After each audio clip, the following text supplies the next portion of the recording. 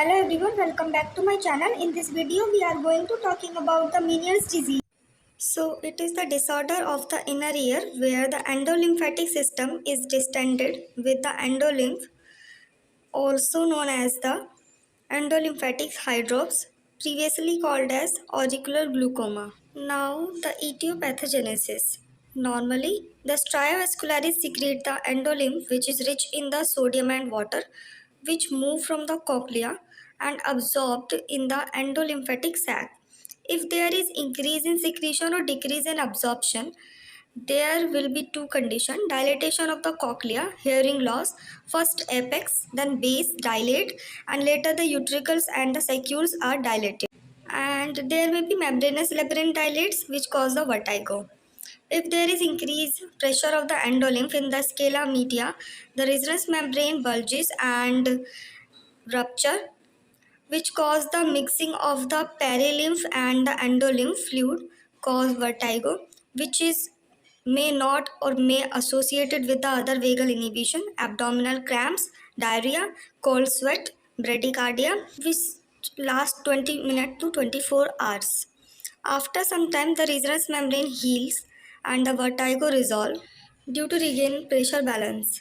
Now the etiology: there is decrease in the absorption of endolymph, increase in production of endolymph, food or inhalant allergy, genetic 20 to 25%, short arm chromosome 6 mutation, viral infection, stress, hypothyroidism, male female ratios 1:1. Now the clinical features: it includes the episodic vertigo, increase in the sodium damage the hair cells, which cause the sensory neural hearing loss, which is fluctuating in nature during the vertigo episodes. The low frequency sound affects the first as dilation, start from the apex to base, and gets better after the healing. There may be declocusis, which is the double hearing, loss of tuning of the frequency in the affected ear, fullness of ear, tinnitus, which is the ringing of ear, recruitment, which is the intolerance to the loud sound due to the loss of fine tuning of loudness by the inner ear, which cause the loud sound hears abnormally loud, loudness deterioration when the interior of utricus and sacules dilates, which cause the sudden drop attack due to distortion of the macula. Patient falls while walking. This is known as the Tumarkin's otolith crisis drop attacks.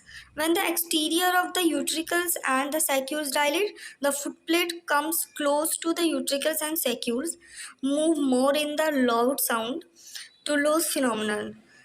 And the vertigo on the pressure changes when the footplate touches the utricles and sacules, the Handbird's sign. The Lermois syndrome, it is a variant of the Meniere's disease. Otoconia in the sacules dislodges and block the conduction between the sacules and the scala media. The initially hearing loss followed by the sudden vertigo due to the pressure changes occur, while the hearing become normal followed by the vertigo. Now the examination and the investigations. First is the otoscopy. We can done the tuning fork test, Rene positive, Weber's lateralized to the better ear, absolute bone conduction decrease in affected ear, Swabeck's test shortened, the pure tone audiometry, AB gap absent, slope is upsloping, the recruitment is present. Patient can differentiate most of the increase in loud sound. The short increment sensitivity index is more than 80% in this, and the speech audiometry is 50 to 80%. The impedance test is tapedial reflex, which reduce the threshold. The electrocochleography, which is the confirmatory test, a probe is passed through the tympanic membrane, placed over the promontory. The sound is passed through the probe, electrical response recorded.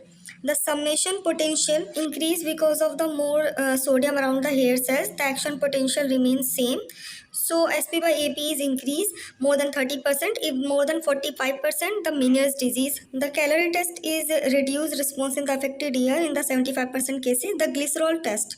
The glycerol is dehydrating agent. Give the 1.5 milligram per kg orally. Decrease the endolymph and improve the hearing. The treatment. First is the general measure. The patient is advised to salt restriction and the caffeine restrictions. The management of the acute attack, reassurance, labyrinthic sedatives, promethazine, prochlorperazine, sinadrazine, the vasodilators, beta histidine, histamine derivative, and use of the diuretics most commonly. Now the definitive treatment, the hearing not preserved, the labyrinthectomy, and the hearing is preserved. For this, the endolymphatic sac decompression and organ damage, saculotomy, the section of the vestibular nerve, the chemical labyrinthectomy, the intratympanic gentamicin therapy. In this, the continuous infusion of the drug through the microwave passed through the round window, low dose of the streptomycin and the gentamicin which is preferred, and the intermittent low pressure pulse therapy minutes device which cause the redistribution of endolymph. Thank you.